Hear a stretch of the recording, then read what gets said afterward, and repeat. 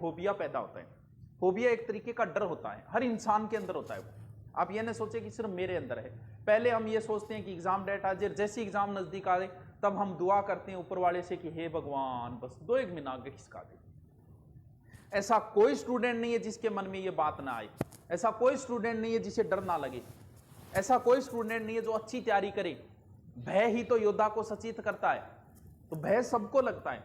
और पेपर के समय जिसने अच्छी तैयारी की उसे भी डर लगता है कि कहीं फेल ना हो जाए, क्योंकि डर ही तो आदमी को सचेत करता है। अगर डर नहीं होगा उसी दिन आप कहीं ना कहीं गलती कर दोगे। भय से ही तो आदमी ये काम करेंगे तो यार इसका ये है, और जगह नारे देख लिया की वेगी वह मार खा जाए। भय ही योद्धा को सचेत कर। चलो देखो, पटवारी का थोड़ा सा मैं फास्टली आपको पूरा शेड्यूल बता देता हूं, नॉर्मल सा शेड्यूल बता देता हूं, बाकी आप सब जानते हो। अब आप कह रहे थे सर आप पुलिस की तरह हमारा पटवारी का भी करो। देखो क्यों नहीं कर सकता पटवारी का, क्योंकि पटवारी में इंग्लिश आती, मुझे इतना नॉलेज नहीं है, मैथ भी देनी पड़ेगी, फिर रीजनिंग भी देनी पड़ेगी। लेकिन जीके जो है वो आप करो, वो भी बता दूंगा कि पुलिस वालों में आप शामिल हो गए तो पटवारी के लिए क्या फायदा, उस टेस्ट में आप शामिल होते हो तो क्या फायदा होता है।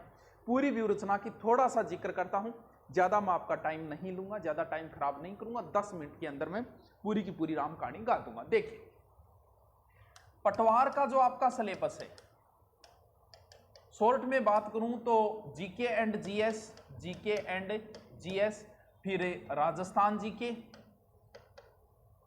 जीके है, जीएस है, राजस्थान जीके है, फिर हिंदी एंड इंग्लिश है, उसके बाद मैथ एंड रीजनिंग है, और उसके बाद कंप्यूटर है। ये एक बड़ा पोर्शन है जो 45% भाग को कवर करता है, यानी अकेला जीके 45% भाग को कवर करता है, और हिंदी और इंग्लिश दोनों मिलकर 15% भाग को कवर करती है। और उसके बाद में मैथ और रीजनिंग भी बहुत बड़ा पोर्शन कवर करती है। मैथ और रीजनिंग अगर टोटल देखें तो 30% भाग को कवर करती है, और कंप्यूटर है वो 10% भाग को कवर करता है। ये एक पोर्शन है। अब पढ़ाई के दो तरीके हैं, एक तो ये होता है कि जो ज्यादा नंबर का उसे पढ़े, कम नंबर वाले पे कम ध्यान दे। एक ये होता है कि मेरा जो पक्ष मजबूत है उसको मैं छोड़ दूं, दूसरा पढ़ूं। और एक ये भी तरीका है जो पक्ष मजबूत हो उसको और मजबूत कर लूं, और जो कमजोर है उसको छोड़ दूं। अब क्या ऐसा भी है कि किसी भी सब्जेक्ट में पूरे में से पूरे नंबर लाए जा सकते हैं? जीके में दुनिया का कोई बादशाह नहीं ला सकता। जीके कैसा है, जीके का अध्यापक भी पेपर देने जाए तो वो भी पूरे में से पूरे नहीं ला सकता, क्योंकि ये सब्जेक्ट ही ऐसा है। लेकिन जिस बंदे को मैथ आती है, जिसको रीजनिंग आती है, भाई साहब वो दावे के साथ पूरे में से पूरे नंबर ले सकता है।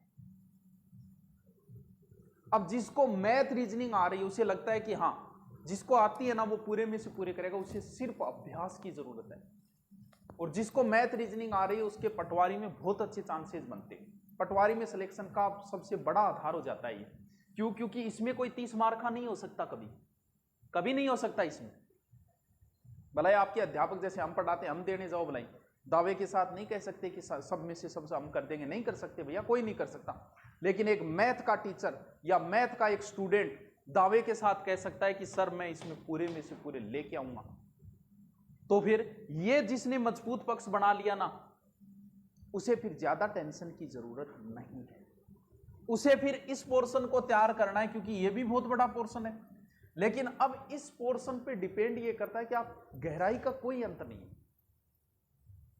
अब इंडियन हिस्ट्री की बात करें, स्पेशल गांधी जी पे किताब लगती है, अशोक पे किताब लगती है स्पेशल, कितना पढ़ लोगे आप। राजस्थान की हिस्ट्री की बात करें, महाराणा प्रताप स्पेशल किताब लगती है, मेवाड़ के एक एक शासक पे किताब लगती है, मारवाड़ के इतिहास की हीरानंद ओझा जी की इतनी मोटी किताब है, 2 भाग है, कितना पढ़ लो।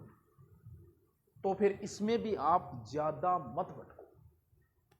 सबसे बड़ी गलती होती है स्टूडेंट की कि वो ये चाहता है कि मैं इतना पढ़ लूं, सारा में मेरे को नहीं वो सारा पढ़े। अरे नहीं पढ़ सकता, जीके को कोई अंत थोड़ी है।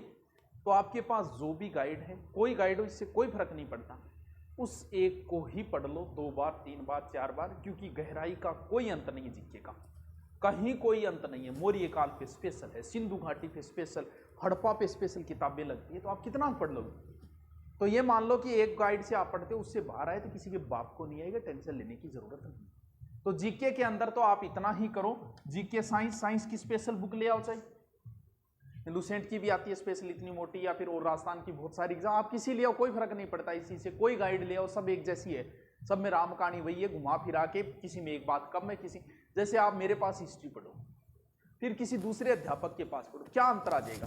या तो मेरी कोई एक बात एक्स्ट्रा बता दूंगा, या फिर वो कोई एक बात एक्स्ट्रा बता देगा, और कोई अंतर नहीं आता। सब अध्यापक जिस प्रकार सारा मैटर बराबर करवाते हैं, वैसे ही सारी गाइडें एक बराबर है, किसी में 2 लाइनें कम है, किसी में 2 लाइनें ज्यादा। तो सेपरेट बढ़िया तरीके से ये पोर्शन मैथ रीजनिंग वाले बहुत अच्छा अगर इस पे ढंग से ध्यान दे ले, क्योंकि उनका ये पोर्शन तैयार है, और जिस बंदे का ये पोर्शन तैयार नहीं है भाई साहब, इस पोर्शन को स्पेशल तैयार करो, क्योंकि ये एक ऐसा पोर्शन है जिसमें आप पूरे में से पूरे नंबर ला सकते हो। आपकी औकात चाहिए पीछे के आए हुए पर्सन, और ज़्यादा, क्योंकि मैथ रीजनिंग एक ऐसा सब्जेक्ट है जिस पे ज़्यादा अध्ययन करोगे उतना ही ज़्यादा आपको फायदा होगा। अब बात आई हिंदी इंग्लिश को कहीं करा गुरुजी, इंग्लिश में तो न्यू ही गरीबी है मारे, बिल्कुल है, सगड़ा गरीबी है, लेकिन आप ये तो देखो कि इंग्लिश में टॉपिक क्या दे रखे हैं। उसने मात्र 4 टॉपिक, एक टॉपिक पैसेज का है। अगर आप अच्छे टीचर से पैसेज, अगर पैसेज गद्यांश पैसेज में से अगर प्रश्न निकालना एक अच्छे टीचर से सीख लोगे ना, तो एक पोर्शन तो तैयार है आपका। तो फिर 2 टॉपिक है, एंटीनिम साइनोनिम वो रटने वाले टॉपिक है, मुहावरे लोकोक्ति है वो समझने वाला है, तो 4 ही तो टॉपिक है, कोई लंबी, उसमें आप 2 को अगर लेकर 2 को छोड़ देते हो तो भी आपको, क्योंकि मेरिट कोई सो नहीं जाएगी, पटवारी की मेरिट भी 70 के लमसम रहेगी, ये नहीं सो नहीं जाएगी, कभी नहीं। क्यों? क्योंकि पटवार का जीके जो है ना वो अधीनस्थ बोर्ड लेता है दोस्तों, अधीनस्थ बोर्ड का जीके जो है ना वो आरएस से भी खतरनाक आता है। पीछे का पेपर उठा के देख लो, तुम्हें पता चल जाएगा, अच्छे अच्छे टीचर नहीं कर पाते। हाँ, अब उसमें करना क्या, अधीनस्थ बोर्ड किन टॉपिकों पे स्पेशल ध्यान दे रहा है, इस चीज को समझो। एक तो आप स्पेशल पेज बना लो एक अलग से, और उस पेज में जो भी कोई तारीख आए, भला किसी की तारीख आई, जैसे हल्दी घाटी युद्ध की तारीख आ गई, खानवा युद्ध की आ गई, आरपीएससी की स्थापना की आ गई, अधीनस्थ बोर्ड स्थापना की आ गई, राजस्थान राज्य पथ परिवहन निगम की आ गई, सारी तारीखें एक जगह लिखो। अधीनस्थ बोर्ड सबसे ज्यादा तारीखें पूछता है, कोई जोड़ जपोड़ नहीं है इसमें, और बच्चे के आईक्यू का यानी डेट सबसे ज्यादा, और डेट में भी अधीनस्थ बोर्ड, आरपीएससी ने कभी आरएस में नहीं पूछी हल्दी घाटी की युद्ध की तारीख, अधीनस्थ बोर्ड ने और मारवाड़ के गिरी सुमेल युद्ध की तारीख पूछी, कब हुआ, 3 जनवरी, 4 जनवरी, 5 जनवरी, 6 जनवरी, यानी एक्चुअल तारीखें पूछता है अधीनस्थ बोर्ड। तो इसकी एक स्पेशल अलग से 4-5 पेज आपकी, जब भी तारीख आए कोई, उस पेज में अलग से लिख दो, और उनको बार बार रिपीट मार। हिंदी के लिए क्या करें, देखो संधि समास उपसर्ग प्रत्यय वगैरह मैंने डाल भी रखे हैं।